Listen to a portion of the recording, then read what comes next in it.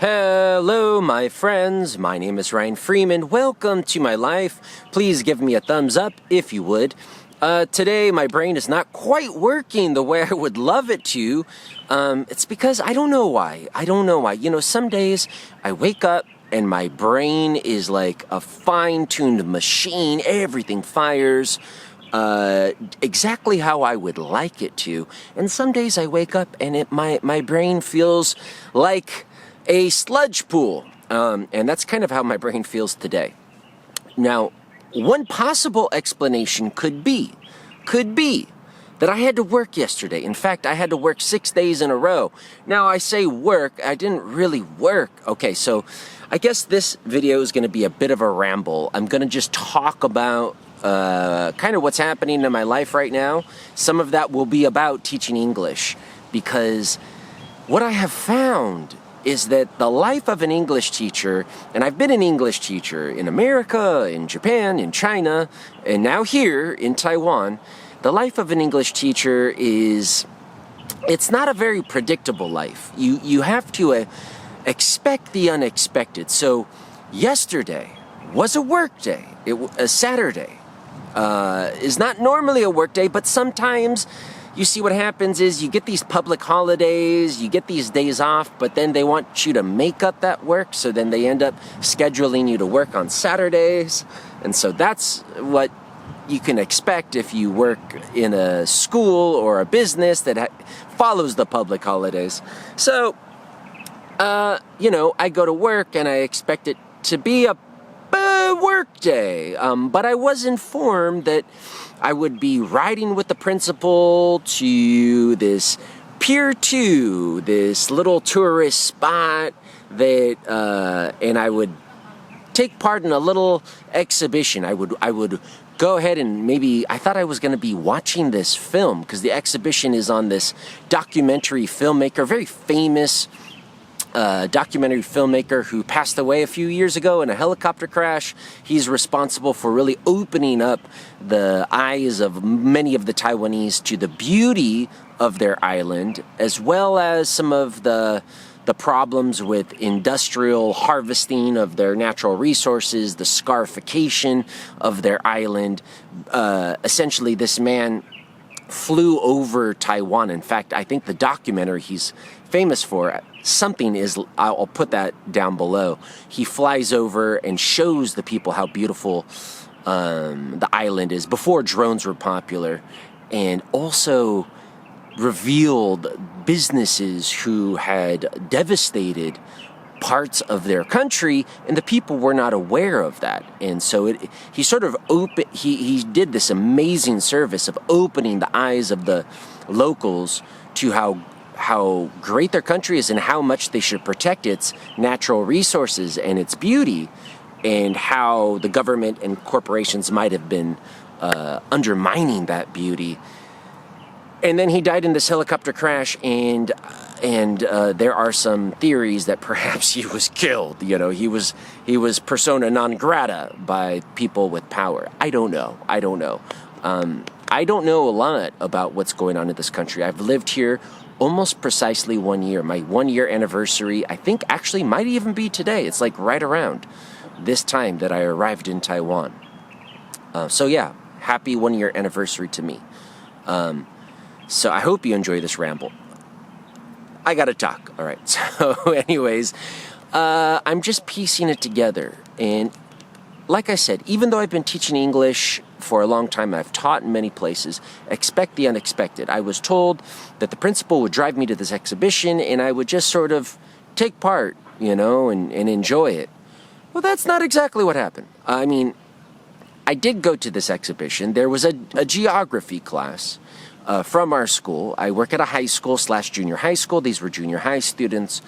And we just sort of walked around listening to the tour guide speak in Chinese. So she was the geography teacher, I later found out, a very professional tour guide. And I'm just chatting. First of all, I don't understand enough Chinese to understand what she was saying or to read the exhibits. I understand enough Chinese to know when people are talking about me and some very basic stuff, you know. So I took that opportunity to talk to one of my coworkers who I hadn't talked to in person. I mean, I talked to her every day, short little chats, but we actually had a real conversation. That was eye-opening, because one of the things she did mention was that there is this sort of expectation in Taiwan and at our school, in schools in general, to just always be positive and always present this sort of face to everyone. And you can't ever really have a real talk. And we had this real talk. It was the only real talk I've had with one of my coworkers. And I've had lots of pleasant conversations with my coworkers. Don't get me wrong. I love my school. I'm guilty. I fucking love my job. I love my school. But it was just nice to sort of open up and talk about some other shit, because people don't like to talk about unpleasant stuff all the time. But sometimes it's nice to sort of vent. And so she was sort of venting to me.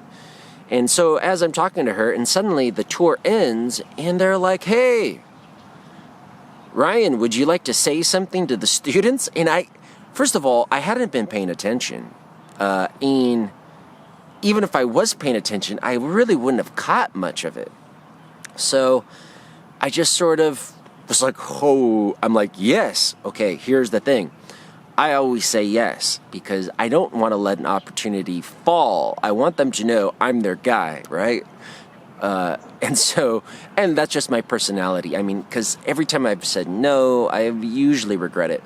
So I said, yeah, sure, I'd love to talk to the kids. So geography class, who have come here to appreciate this sort of legendary documentary filmmaker who's won all these awards and is a hero. I mean, there are museums and monuments and places that commemorate his life around Taiwan. And I say, sure. So I had like 30 seconds to think, and I just saw that there were some words, English words like mission, legend, vision, vocation. And so I just got up there and I'm like, hey, how do I say this guy's name? And one way that you'll always kill with Chinese people, Taiwanese people as well, is if you mispronounce names. They just love it. They love to hear the Laowai, that means foreigner, mispronounce their words and names. They also love it when you get it right, though. So I'm like, oh, okay. Well, you know what I really love about this man is he had a vocation, he had a mission, he had a calling. I'm just pointing to the words that are up on the wall, and boys and girls, some people, they just get a job to make money and buy stuff. But you don't want to be one of those people, do you? No. You want a mission and a vocation. So something along those lines, right? So just working with what you got. Of course, I had asked before going on this little field trip, what's it going to be about? Didn't get a lot of information. This is one of the things I think it's not just particular to the school I work at. I think it's a Taiwan thing. I've asked locals about this, like, why is it that it's so difficult to get information about what's going on? And they said because Taiwan has a very hierarchical system, and in that hierarchy, the knowledge is very compartmentalized. You know what I'm talking about? The information doesn't really disseminate to the lower ranks willingly or easily or obligingly. So I would have liked to have known to have prepared, but I guess one of the things I do sort of find exciting about having to improvise in these very strange situations is sort of like this YouTube. Like, I didn't really know what I was going to talk about until I turned the camera on. Like, I had an idea. My idea is completely different to what I'm doing right now. So I sort of like the excitement of not knowing what I'm going to say.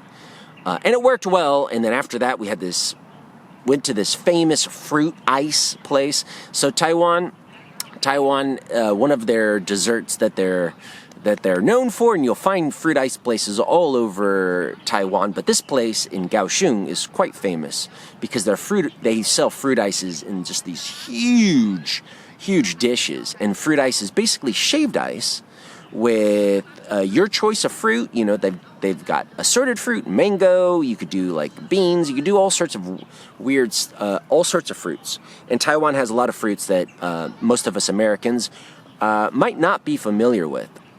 And the fruit in Taiwan is good. And then generally they will pour condensed milk over the top. So it is a very sweet, refreshing food, which is perfect for the climate because I don't know if you could tell, but I mean, I'm moist right now. And I am not really, other than jiggling around here, I'm not really moving around. I'm in the shade. It is a hot and humid country. So we have this huge fruit ice, and I'm like, okay, cool. And then we take some photos, and I'm like, all right, great. I can't wait to get back to the school and into my air-conditioned office, where we just bought a new coffee pot, and that's a whole nother story.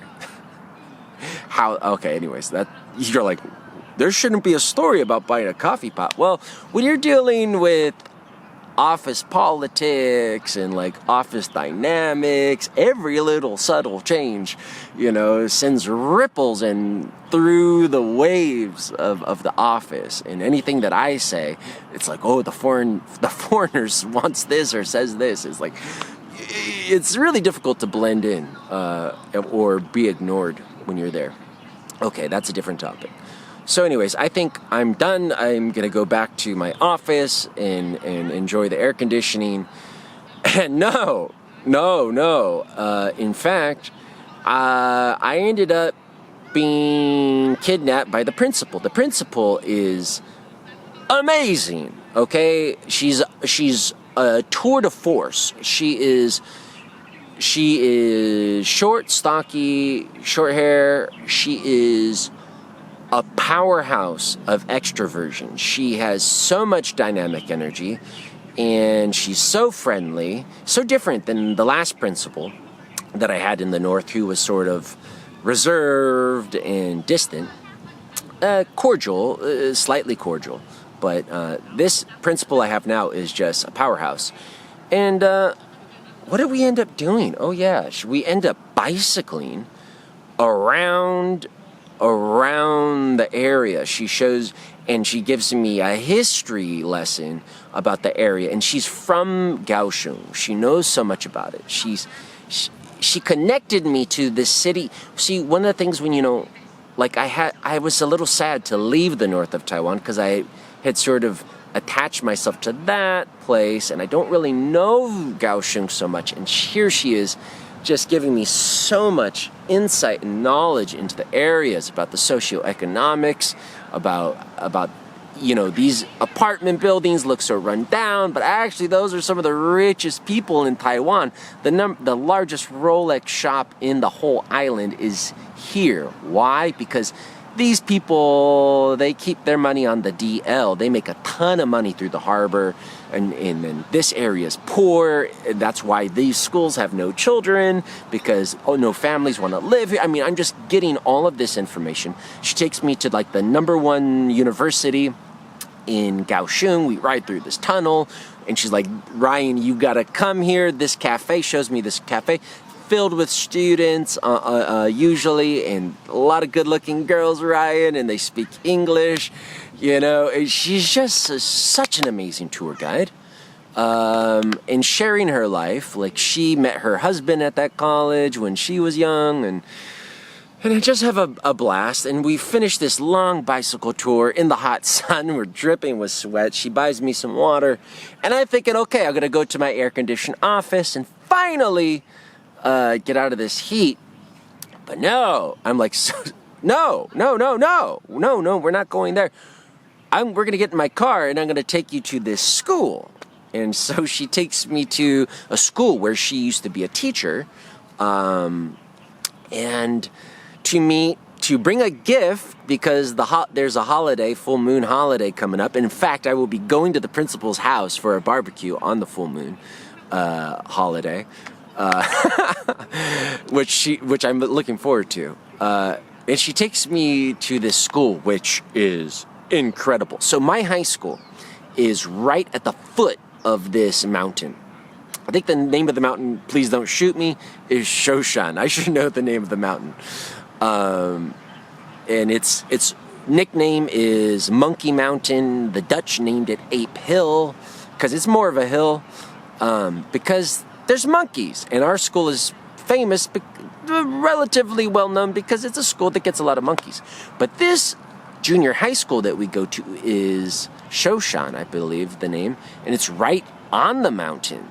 And the way it's built into the mountain, it's sort of layered. It's a gorgeous campus. They have some amazing rock climbing sets, but a lot of the buildings are, the rooms are abandoned and not upkept because they don't have enough students. This is a completely other topic, but the Taiwanese are not having as many babies as they used to, and a lot of schools are struggling. In fact, it's a whole other topic. I'll just briefly touch on it. One of the reasons a lot of schools want a foreign English teacher at their school is they don't necessarily believe that you're going to raise their English level. And of course they hope that. I'm not saying that's not great. That's not something they want. But you're an attraction. Principals have an urgent need to rate because there's less and less kids. You know, there's a dwindling supply of them. Schools will shut down once their enrollment drops below a certain threshold. So if you're a principal, your job is to get kids in that school. Now, I guess we're talking about this. What puts kids in a school? Well, for a lot of parents, they want to send their kid to your school if they see that the test scores of your students are getting those students into better high schools or better universities. But, you know, it's not so easy just to suddenly raise test scores, you know. Of course, teachers work their asses off to do that, and principals push to do that, but that's not an easy metric to budge. But if you get a dynamic foreigner in the door who's dancing and singing and dressing up in costumes and makes the students smile, and they go around and saying, "Oh my God, we've got this amazing foreigner at our school, it's so cool," then that is another attraction. So actually one of your sort of window dressing, shall we say. More than that, I'm not trying to be cynical, but it is one of the key reasons that they're putting you at hiring us. Anyway, so we go to this school that has a dwindling population, not because the school's not amazing. The school is incredible. Like I said, it's tiered. It's got this world-class rock climbing facility. It feels like a summer camp, but the area just is one of those areas where there's not a lot of kids. And we meet the principal of that school. My principal is trying to show me off, and I guess the principal at the school that we go to, "Ryan, I've heard so much about you. Your principal doesn't stop talking about you." And it turns into this really sort of catty conversation with some flirtatious undertones. And and so it was quite a very interesting day. And I think after that I ended up really getting back to my school right around the time that I was supposed to leave. So I had about a 4-hour field trip, or 3.5-hour field trip. That was not what I expected, but it was better than what I expected. It was better than a regular work day. In fact, it was better than what I probably would have done on my own free time. I had a lot of fun with the students. I had a lot of fun talking to one of my coworkers who opened up in a way that felt so good. One thing I didn't realize is just how much we need as humans a real conversation where we really express how we feel, not trying to present a face like I'm always happy, or I'm always positive, I'm always the good guy. I mean, not to say that we don't want to be good, but just to be real with each other. And her being real with me and talking about some of the issues she was dealing with, and me talking about some things that I've had to deal with, it was such a good feeling. And then, of course, my amazing principal just taking me on this whirlwind tour.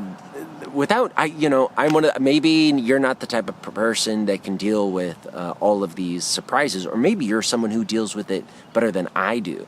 But I find that working, just being a foreigner, just traveling, you have to deal with surprises. I think that's part of the fun of traveling.